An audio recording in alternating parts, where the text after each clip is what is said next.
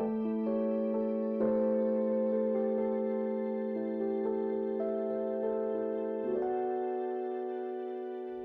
you know that at 59 and a half years of age, you are able to take money out of your IRA or 401k without that 10% tax penalty? And remember, we're not tax accountants or giving financial advice. I'm Sue. And I'm Steve. And we're aging joyfully. We just wanted to share a little bit of our story that, things just have been getting more and more expensive, even before this last inflation. That's right. I mean, we have normal house repairs, new vehicle. Our daughter is going to college and there's expenses there. So it all adds up. Well, she did pay for college herself, but we helped with a car. So as Steve got a new car and we gave her his old car to keep going to college. So our state has a very favorable tax policy for 62 and up. So our state has very favorable tax rules or tax laws for people age 62 and up. So again, we're not tax accountants, but this is a fairly new law. It hasn't been around forever. But at 62, you are able to have up to $35,000 of retirement income and not pay state tax. So if you are in the 5% tax bracket, that's about $1,750 a year savings. And they have different categories for retirement income. I mean, you have to look into your state and see what they offer, or talk to your tax accountant. Right, and that would be advisable. Talk with your tax accountant of what is available in your state. If you don't have a tax accountant, I'm sure that you can find a lot of this online under taxes. So at 65, it even gets better. You're able to defer $65,000 of retirement income.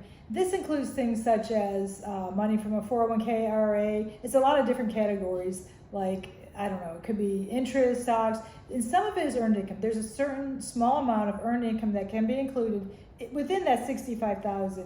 So you are now saving approximately, say, 5% of $65,000, which is $3,250 a year. That's a big savings. It is. I mean, we all need money to live. There's no doubt about that. And if you can save a lot by taxes, by tax breaks, take advantage of it. Okay, so what we've been doing is we've been taking money out of IRAs and then trying to replenish it through Steve's work. So that doesn't quite work 100% because the limit to put into a 401k is $30,000 for this year. And then there is a catch up for people over 50, which I believe is $7,500. So if you're able to put in that through work and take out money out of your IRA, then you are able to get your employee's match benefit plus that state tax savings if you live in a state that offers good favorable tax laws for older people. And the key there is that your employer pays some sort of match to what you're contributing in a 401k. Could be 1%, could be 2, 3, 6%. And so you want to take advantage of that free money as much as you can. I know putting money away out of your check pre-tax is not easy, but if it's something that you get used to, you can take advantage of that free money from your employer. So we've been saving for retirement our entire marriage. We've been planning for retirement since the day we got married, haven't we? That's right, yeah. And it hasn't been easy. We knew we didn't have pensions, even though we've looked for years for jobs that had a pension.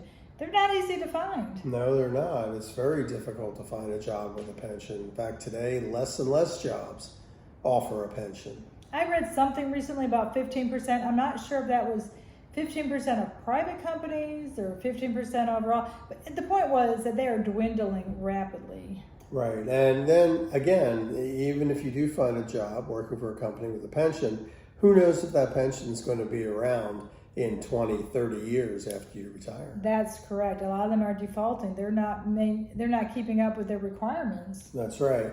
And so, they're investing that pension fund money. And so, stock market, you've seen what it's done in the past, so you can't count on that. And, some poor decisions on the side of pension funds can lose all that money it's in the pension. I feel for the person who thought, I have a pension, and didn't put into a 401k or 403b or some such plan, and then found out that their pensions defaulted. Like I believe a lot of airlines defaulted, didn't they, years ago? Yeah, sure. And to get more information on that, I would check on YouTube on pensions that have defaulted. Yes, we're just talking about our retirement, and that one day we do hope to retire, don't we? Oh, true. Yes, one day.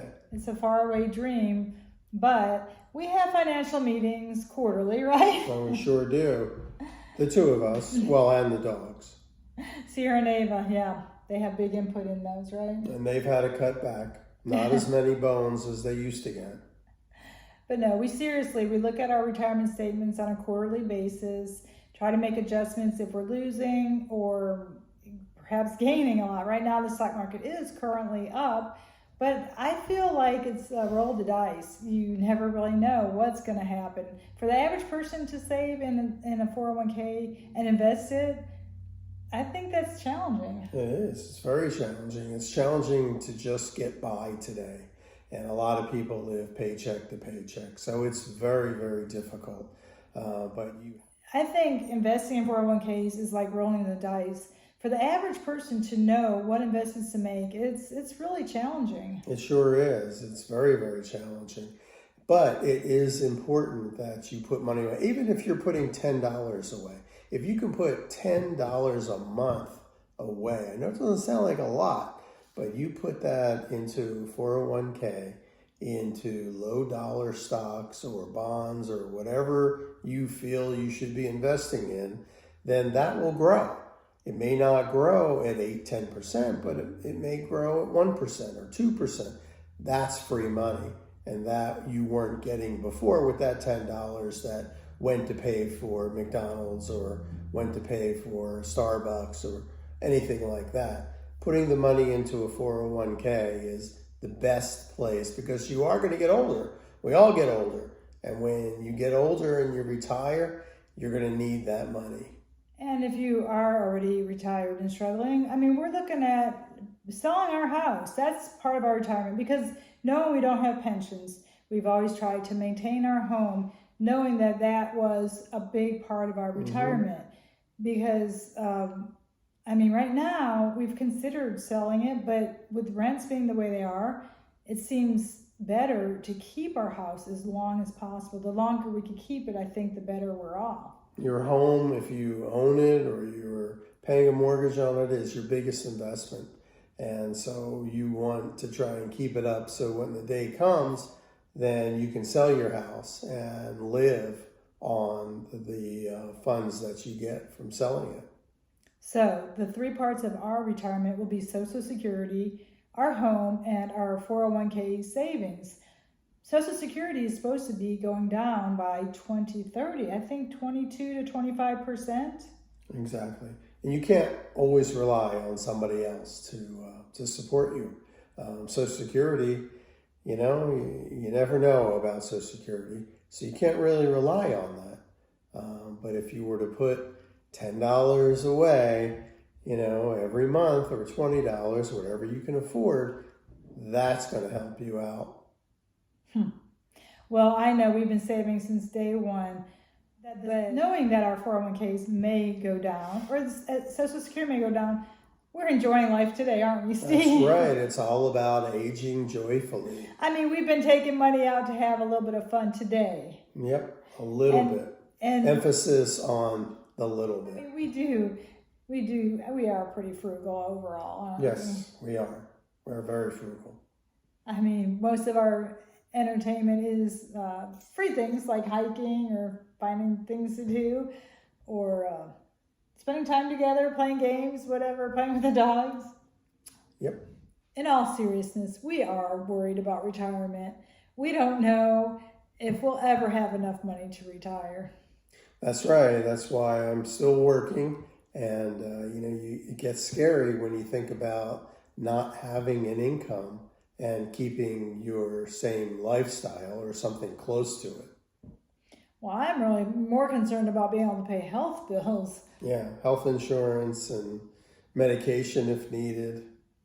I mean, our lifestyle right now is pretty simple, so I kind of wanted to do a little bit of traveling at some point. Right, exactly. But you just don't know, and being conservative, you really don't know when is the right time. We'll be talking about this again on and off. I met a woman when we were hiking one day, and I told her we were going to be discussing retirement, and she said, "Oh, you're retired?" And I thought that was odd because we've been talking about retirement since we got married. That's right. You have to talk about it. It's going to come up. So I thought that was funny because I thought you could talk about retirement without being retired. I don't know. You can talk about retirement anytime.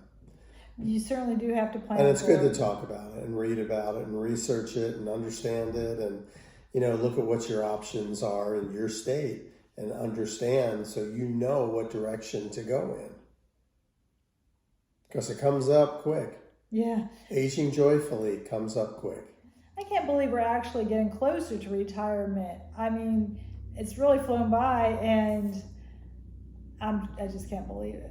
That's right. You would think that it's a long ways off, but it creeps up very quickly. So, comment below about what you're doing about retirement, how you're handling rising costs. I mean, I've got 7 siblings. Surely one of them will take me in if it came down to it, right? That's right. Don't forget, hit the subscribe button and thumbs up. And notification. Until we see you again. Take it easy.